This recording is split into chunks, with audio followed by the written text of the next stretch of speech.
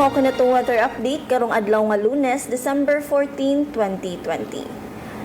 Tail end sa usa ka frontal system ang padayong nakaapekto sa eastern section sa northern Luzon.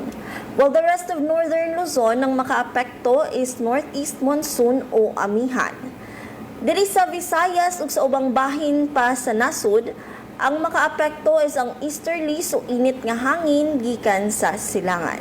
Hinungdan ni ini ang Eastern Visayas makasinati og madag-umon nga kalangitan, inubanan sa mga katag-katag nga pag-ulan, pagkidlat ug pagdugdog.